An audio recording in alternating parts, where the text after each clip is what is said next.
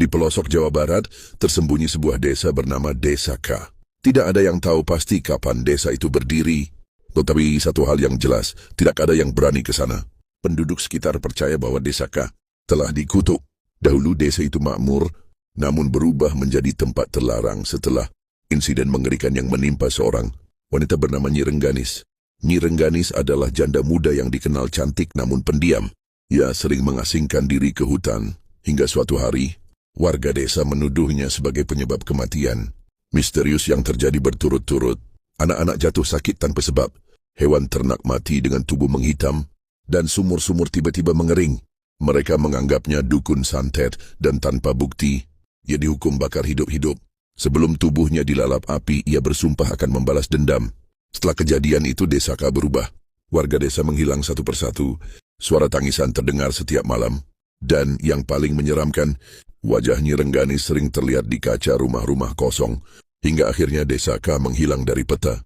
Bertahun-tahun kemudian, seorang jurnalis bernama Galang dan dua temannya, Riko dan Maya, tertarik menelusuri Desa K setelah mendengar kisahnya dari seorang kakek tua di warung kopi. Jangan ke sana kalau kalian masih ingin hidup, peringat kakek itu. Tapi rasa penasaran mengalahkan ketakutan mereka.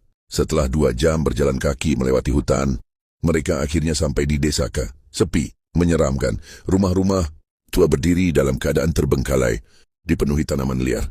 Tapi ada sesuatu yang membuat bulu kuduk mereka merinding, bau anyir yang menyengat di udara.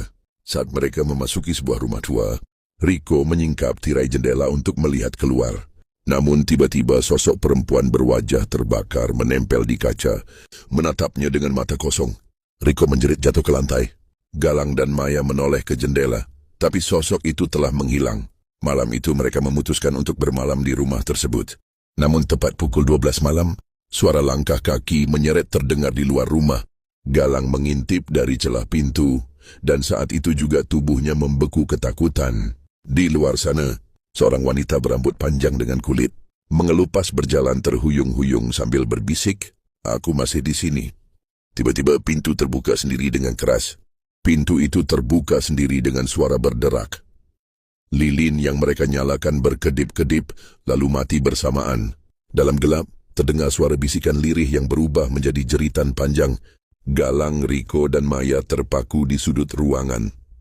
Sosok Nyi Rengganis kini berdiri di ambang pintu, matanya hitam pekat, tubuhnya penuh luka bakar, dan bibirnya menyeringai lebar. "Kalian tak seharusnya datang ke sini."